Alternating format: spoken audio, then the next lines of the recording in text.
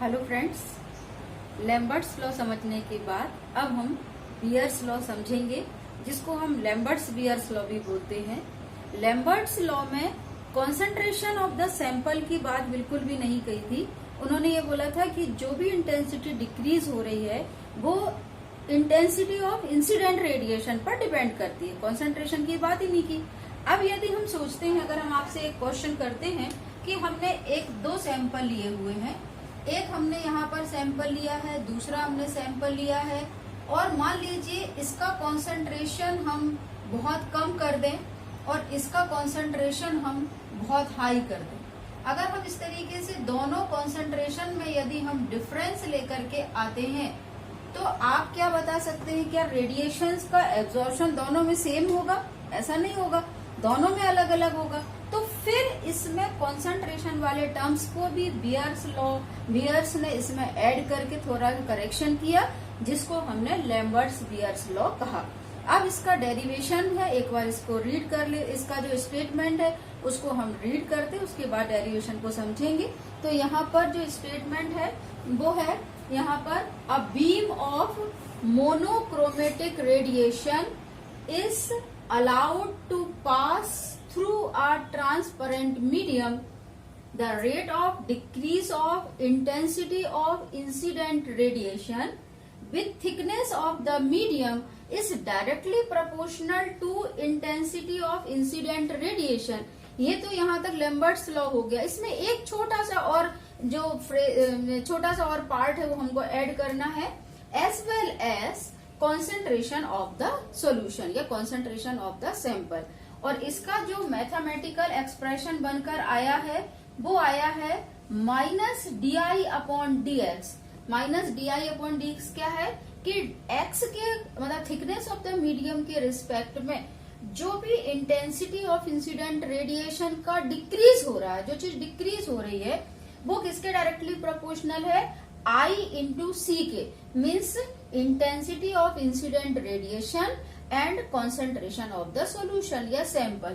तो इसका डेरिवेशन भी जो है हम यहाँ पर करेंगे। तो लैम्बर्ट्स लॉ के बाद अब बियर्स लॉ।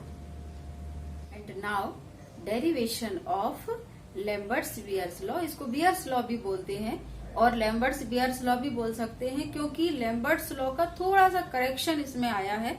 तो उस करेक्शन का क्या डेरिवेशन है उसको हम देखते हैं। तो हमारा जो मैथमेटिकल एक्सप्रेशन जो बनता है वो बनता है -di/dx is directly proportional to the I into C। यहाँ पर C एक टर्म्स जो है वो और ऐड कर दिया है, that is concentration of the solution. अब इसको डेराइव करते हैं सिमिलर, बिल्कुल कुछ पार्ट तो लैम्बर्ट्स लॉ के जैसा ही है। तो यहाँ पर हम देखते हैं कि di/, जो यहाँ पर I है उसको हम यहाँ पर ले लेते हैं। तो यहाँ पर आ जाएगा I, जैसा हमने इसके पहले किया था डायरेक्टली प्रोपोर्शनल की जगह पर यदि हमको कांस्टेंट लगाना है तो यहाँ पर इजिकल टू का साइन हो जाएगा। I को चूंकि हमने यहाँ किया है तो dx को हम यहाँ पर शिफ्ट करेंगे, तो ये हो जाएगा dx into C। Lambert's law वाला यदि वीडियो आपने नहीं देखा है तो पहले उसको देख लीजिए, तो काफी कुछ इसमें हेल्प हो जाएगी। तो माइनस साइन जो है वो भी हमने यहाँ शिफ्ट किया है, k into dx into C।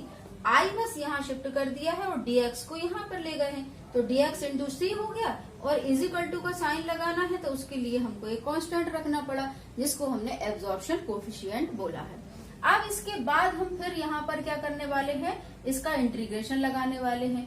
तो di/I का जब हम इंटीग्रेशन लगाते हैं तो यहाँ पर हम लोअर लिमिट और यहाँ पर अपर लिमिट हम यहाँ पर रखते हैं। इसके बाद यहाँ पर माइनस, कांस्टेंट का इंटीग्रेशन होता नहीं है, यहाँ पर इंटीग्रेशन होगा dx का।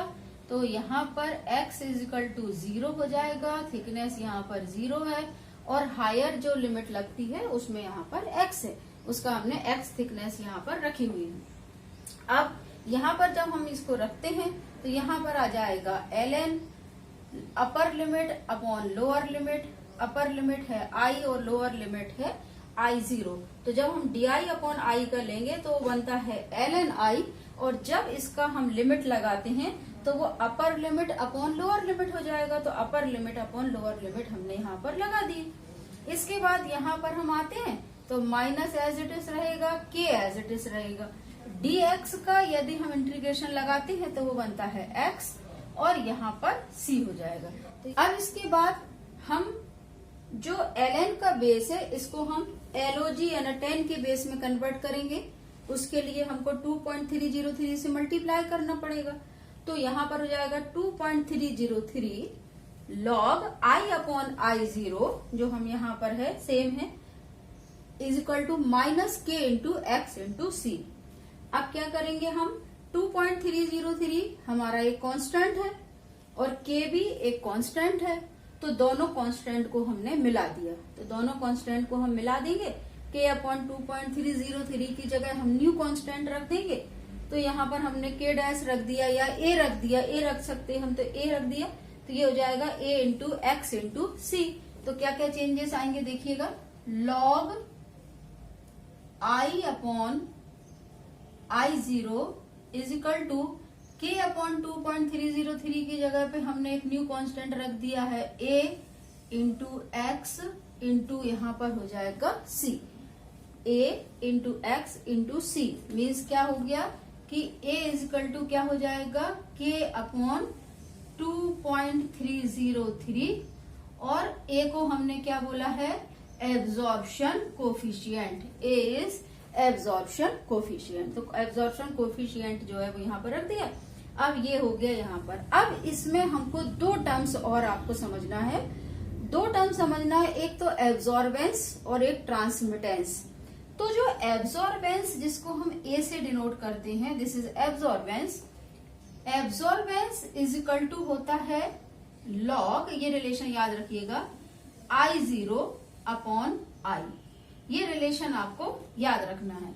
Absorbance A is equal to log I0 upon I। तो I0 अपॉन I है, ये एक। अब यदि मान लीजिए इस टर्म्स को इस टर्म को हम बोले कि ये ए के फॉर्म में आप लिखिए, तो आपका आंसर क्या आएगा, आपका आंसर क्या आएगा, ये है लॉग I0 अपॉन I और आपके पास है लॉग I अपॉन I0। तो यहाँ पर ए के टर्म्स में लिखोगे तो क्या लिखोगे, माइनस ए। ये क्या हो जाएगा, माइनस ए। तो अब देखिएगा हम किस तरीके से इसको यहाँ पर आगे कंटिन्यू करते हैं। ये आपका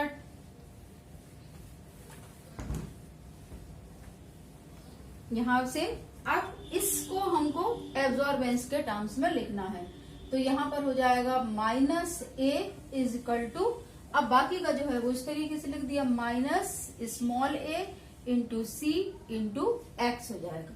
अब माइनस माइनस कैंसिल हो जाएंगे, तो माइनस माइनस कैंसिल हो गए, तो हमारा रिलेशन निकल के आया a is equal to small A into C into X. ये रिलेशन कई जगहों पर यूज होगा, कई यहाँ पर जो एप्लीकेशंस हम पढ़ेंगे उनको हम यूज करेंगे।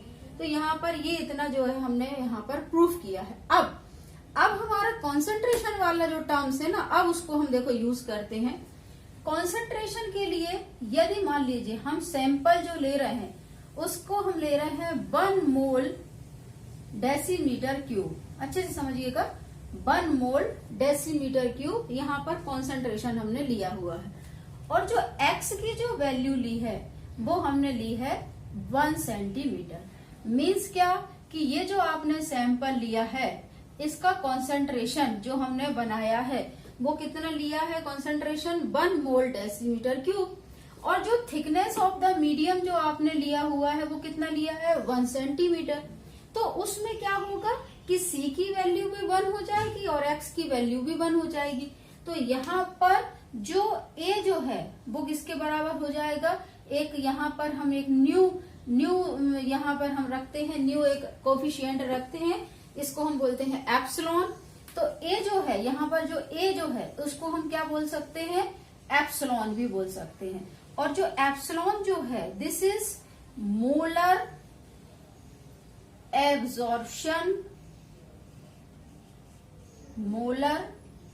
Absorption coefficient. This is molar absorption coefficient. किस कंडीशन में, जब हम कॉन्सेंट्रेशन को ले रहे हैं 1 मोल डेसीमीटर क्यूब में और यहाँ पर हमने लिया हुआ है thickness of the medium 1 centimetre उस केस में यहाँ पर जो एब्जॉर्प्शन आ रहा, एब्जॉर्बेंस जो आ रहा है वही उसका क्या कहलाएगा, मोलर एब्जॉर्प्शन कोफिशिएंट। तो इसको अपन डिफाइन कैसे करेंगे कि molar absorption coefficient is a specific absorption. ये क्या है, स्पेसिफिक एब्जॉर्बेंस है। Specific absorbance when the concentration of the solution is 1 mole decimeter cube and the thickness of the medium is 1 centimeter। उस केस में जो भी एब्जॉर्बेंस आएगा that is molar absorption coefficient. तो ये इसका यहाँ पर डेफिनेशन होती है। आई होप आपको सारे स्टेप्स क्लियर हुए होंगे बियर्स लॉ के। इसको आप बहुत अच्छे से डराइव करके आइएगा एग्जाम में, डेफिनेटली आपको बहुत अच्छे मार्क्स मिलने वाले हैं। और यदि कोई भी डाउट हो तो प्लीज आप उसे कमेंट सेक्शन पर लिखिएगा, मैं और इसको सिंप्लीफाई करूंगी। Thanks for watching, support me and subscribe my channel. Take care, bye bye.